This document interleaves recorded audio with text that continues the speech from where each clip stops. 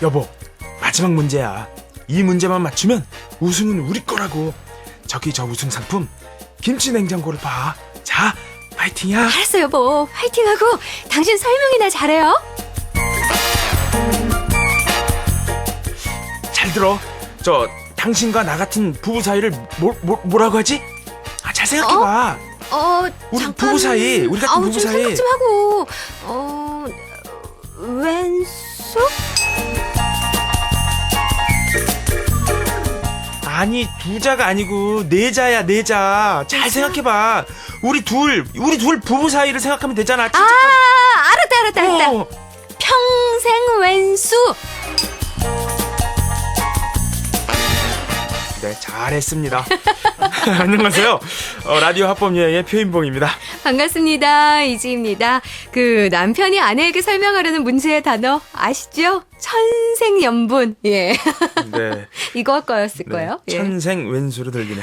자, 근데 남편은 부인을 천생연분으로 알고 있는데 네. 부인은 남편을 평생 원수로 생각하며 살아온 셈이에요. 그죠? 그래요. 네. 부부간의 세월을 천생연분으로 보내느냐, 평생 왼수로 보내느냐, 이 남편과 아내의 정말 각자의 노력이 필요할 텐데요. 이거는 정말 강조해도 지나치지 않은 것 같아요. 그래요.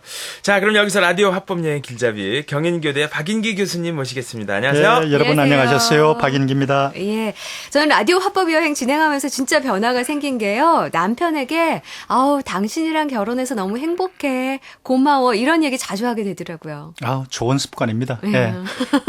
돈 들지 않으면서 예. 눈에 안 보이는 많은 부부관계의 생산성을 높여주는 그런 좋은 말이죠. 그리고 정말 예. 편해졌어요. 그래요. 네. 우리 주부님들이 방금 하신 그 예. 돈 들지 않으면서라는 표현 참 좋아하십니다. 아주 좋아요. 자, 이 시간에는 어떤 주제로 얘기를 나눠볼까요?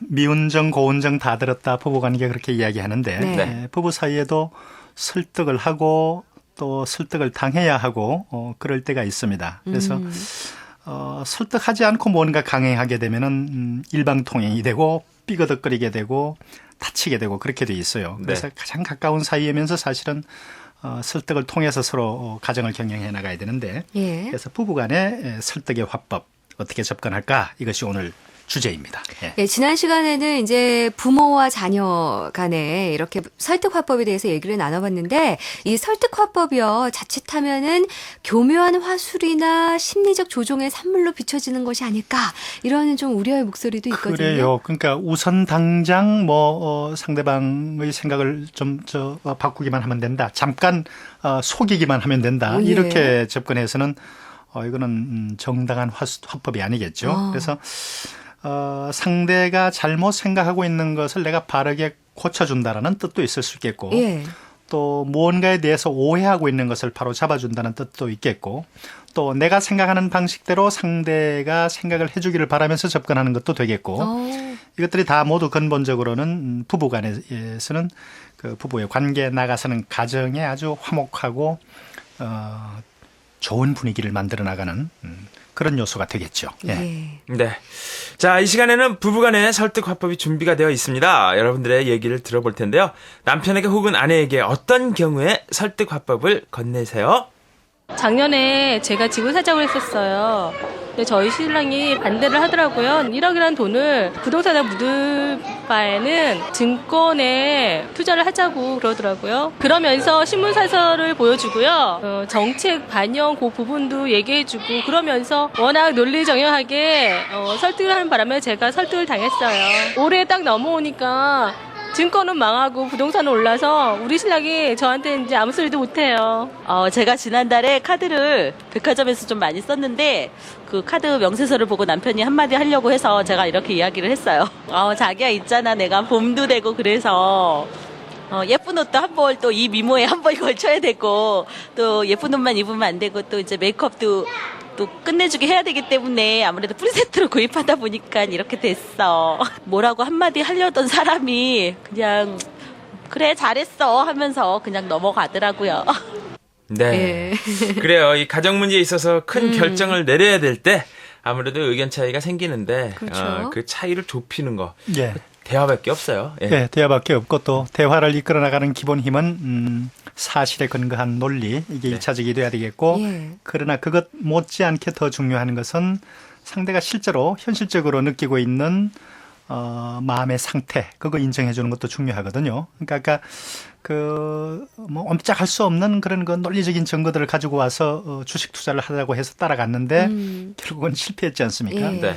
그러니까 상대방이 가지고 있는 논리도 중요하지만은 아내가 가지고 있는 심리적인 불안도 어쨌든 현상으로 중요한 거니까 그런 점을 조금 더 감안했더라면 좋았지 않았을까 하는 생각이 들고 예. 뒤에 부분 그 화장품에 조금 지출을 많이 하는 것을 남편에게 설득시키는 것이 이건 논리적인 접근은 아니지만은 그 아내가 가지고 있는 심리적인 정황이나 마음의 만족도 예. 이런 것들을 잘 설명함으로 해서 돈의 지출은 많았지만 남편이 받아들이는 설득되어지는 그런 효과를 보게 된 거죠. 또 예. 부부이기 때문에 통할 수 있는 설득 방법 중에 하나일 것 같아요. 그렇습니다. 그래서 너무 근조한 논리만 가지고 접근하다 예. 보면은 이런 일대로 망치고 관계는 관계대로 나빠지는 그런 경우들이 있어요. 논리 못지않게 우리가 가지고 있는 어떤 그 심리적인 현상 이런 것도 중요하다 그렇게 볼 수가 있겠죠. 네. 네, 근데 간혹 가다 보면 아내나 혹은 남편의 의견을 무시하고 일방적으로 일을 처리한다는 것이 좀 어리석다라는 그런 경우가 생길 수도 있는데요. 네. 이 꽁트에서 만나볼 분들 역시 부부간의 의견 차이를 좁히기 위해서 역시 설득을 하고 있는데 어쩐지 조금 걱정이 되거든요. 함께 만나보시죠.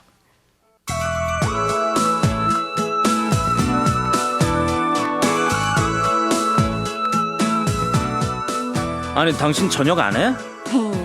여보, 아이 왜 또 콧소리를 내고 그래? 저기 우리 저녁 외식하면 안 될까? 뭐? 나 감기 기운도 있는 것 같고 좀 피곤해. 그게 아니라 당신 밥하기 싫어하는 병 또 도진 거지? 그치? 아니야. 아니 무슨 여자가 저렇게 밥하기를 싫어하나 몰라 참. 아이. 내가 당신 밥 해주러 시집 왔어? 여보, 그러지 말고 우리 모처럼 분위기 좋은 데서 외식하자. 우리 외식 안 한 지 꽤 됐잖아, 응, 자기야. 지난주에도 외식하고 또 엊그저께도 장모님 오셔서 외식하고 응? 아 그리고 허구한 날 직장에서 점심 외식하잖아. 뭔 외식 타령이야 그렇게.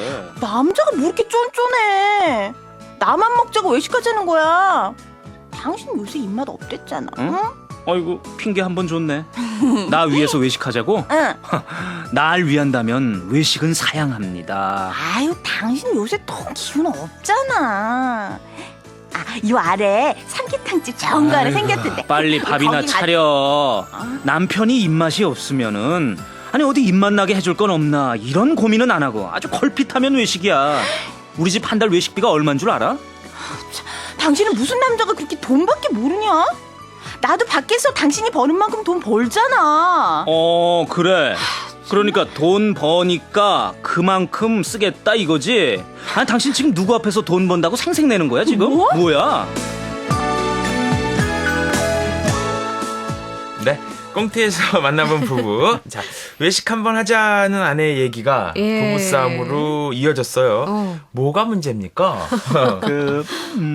외식하자고 이제 설득을 아내가 남편에게 하는 거죠. 하는 건데, 이 경우는 전형적인 설득의 상황이라기보다는 좀 토닥거리는 갈등의 상황이 더 많이 부각이 되어 있군요. 예. 근데, 부인의 그 설득 전략이 좀 잘 준비된 그런 설득이 아니고, 다분히 좀 즉흥적이에요. 그러니까 그 즉흥적인 대화를 받아내는 남편도 지금 진지하게 아내가 자기를 설득하고 있다고 생각지 않고 그냥 편의주의식으로 귀찮으니까 바깥에 밥 먹으러 가자 하는 수준에서만 이 문제를 다루고 있다 보니까 제대로 설득의 어떤 그 마당이 마련이 되지 않고 토닥거리며 싸우는 모습으로 가고 있습니다. 설득은 아까 여러 가지 요인이 있지만 가장 밑바닥에는 대단히 이성적인 작업이다.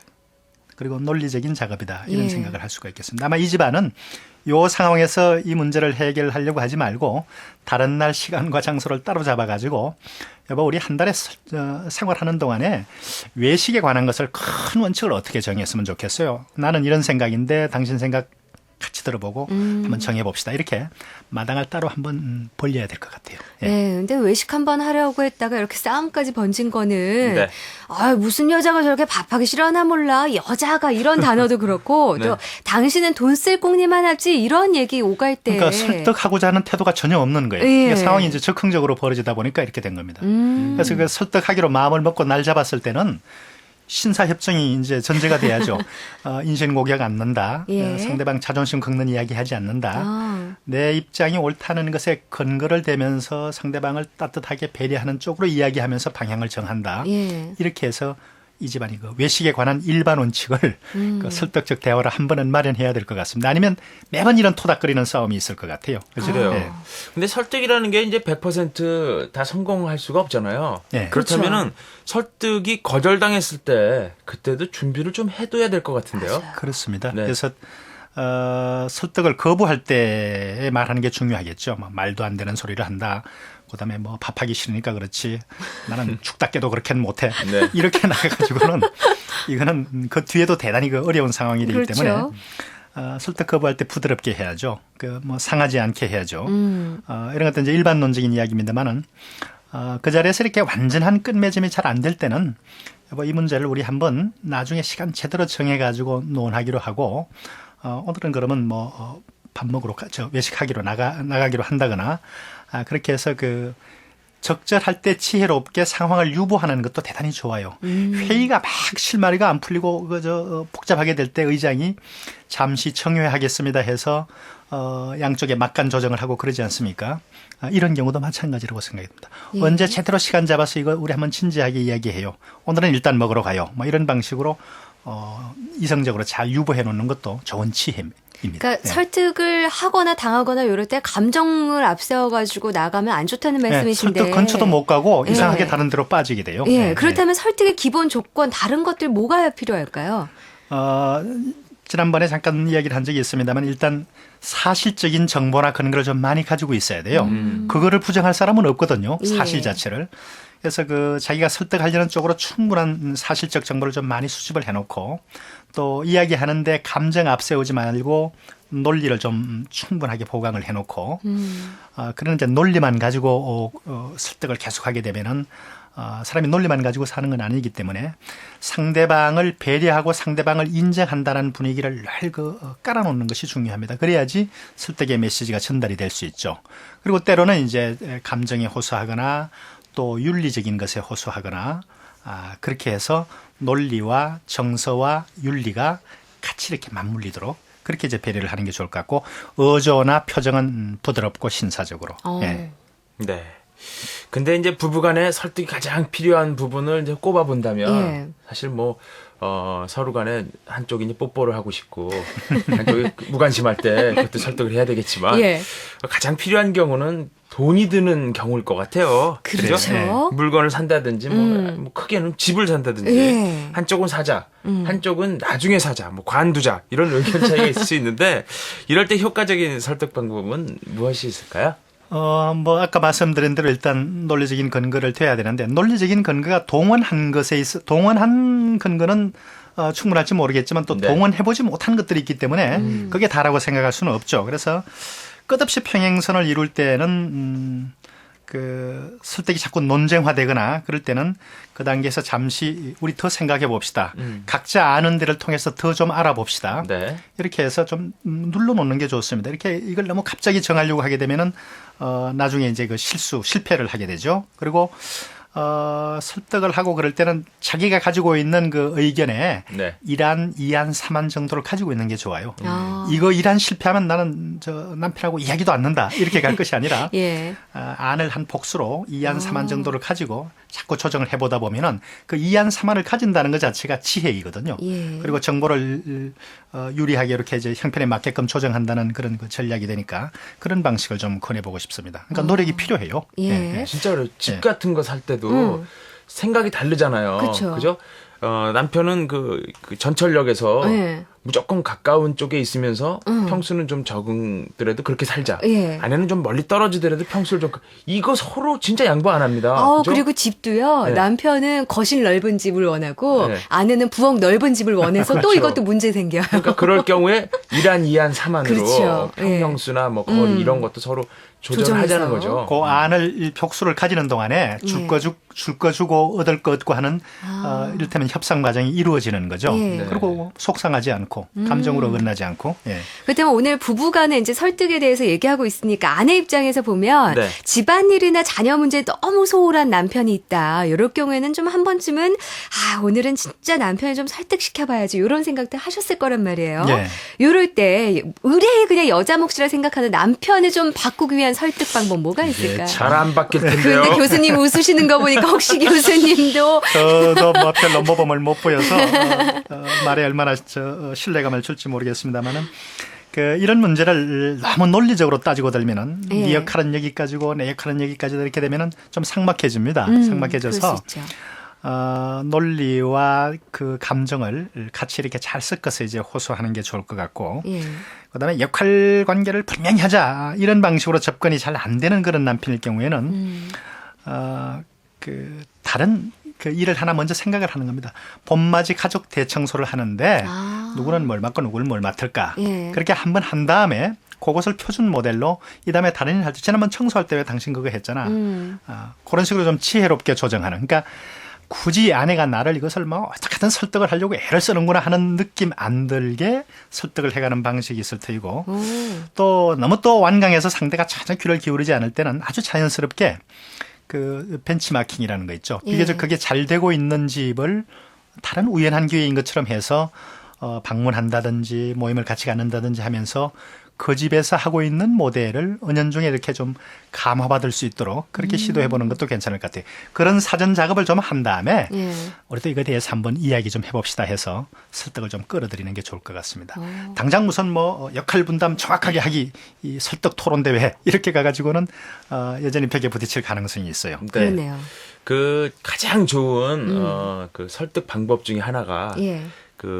최수종 씨하고 차인표 씨가 아침 방송 토크 프로그램에 나온 그 자료라고 합니다. 제가 듣기로는 그리고 두 분은 사실 이 대한민국 모든 남편의 공공의 적이죠. 그렇죠. 은근히 아시죠? 그렇게 됐어요. 예. 뭔 이벤트를 그렇게 많이 하고 뭔 집안일을 그렇게 많이 그리고 도와주는지. 뭔 편지를 그렇게 잘 쓰는지. 예.